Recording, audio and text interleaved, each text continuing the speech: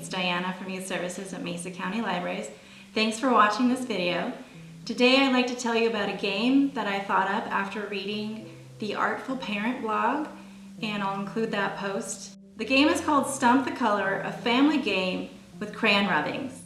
Alright, so the goal of the game is for one person, the finder, to find different objects throughout your house or outside, and you set up a little rubbing station here. So you put the objects down, spread them out, and then you tape them down, you put paper over them, and then you tape that down so the paper doesn't move, and then the colorer, the other person playing, is going to color over them and find all the cool textures and shapes of these objects that you have hidden. And then of course they try to figure out what they are. So the point is for the finder, the person who finds the objects, to stump the colorer. You'll need some paper. I use construction paper because it's a little bit thicker and then the objects underneath aren't going to be as obvious to see. But if you do not have construction paper, computer paper or notebook paper works just as well. I would recommend doubling up though, because then that way nobody will be able to see what's underneath the paper. So this could turn into sort of an art project at the end if you wanted to. I also really like this game because it can help you be more observant about the everyday items that you're surrounded by, to kind of notice the textures and the shapes and sort of the details that are in those everyday objects, which is also really interesting and more of like a scientific type of skill. Okay, so we have our objects that we have found. This is the finder's job. So we have 5 different objects that we're going to put under the paper. We've got a bracelet that we're going to turn upside down because it's a little more challenging to figure out what these kind of impressions of circles are. We're going to have a Q-tip. We've got a clothespin.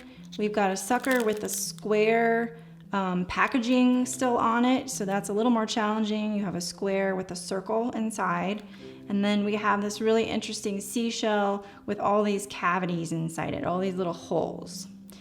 So we're going to go ahead and tape these down, but before we do that, we want to make sure that we spread them out in a way that they actually fit under the paper, because you don't want anything to peep out and give the colorer an idea of what it is. And then we're going to tape all this down. You want to tape it down, you want to tape down the objects because you don't want the objects to move as the colorer colors over them and makes the rubbing. It's harder if you are coloring and then the object moves. You won't be able to get a good impression of what the shape is or the patterns of the objects. Okay, so we have our 5 objects taped down. Now we're going to tape down the paper.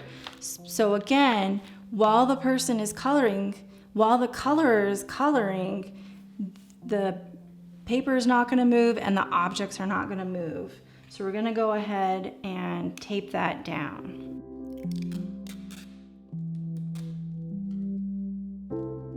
Okay, so now the finder's job is done.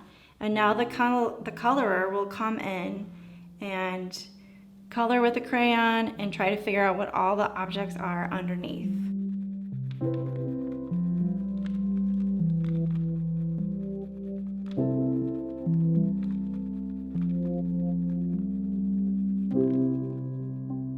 Alright, well, let's see what's under this one. Anybody's guess.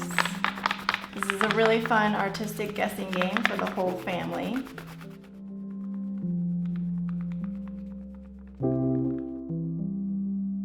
I'm going to say it's a plant.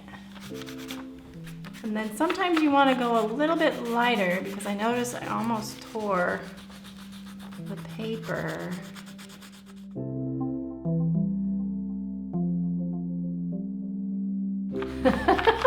Oh, is it like a fossil of a centipede? No, I think that's about it. I have 1, 2, 3, 4, 5 objects, I think. So I'm going to guess that this is a plant. I'm going to guess this is a wheel. I'm going to guess a bungee cord. What could this be? a battery pack or something. It's kind of got a rectangular shape. This is metal, so I'm gonna say like some sort of bottle cap or something. Should we find out what they are? Let's do it.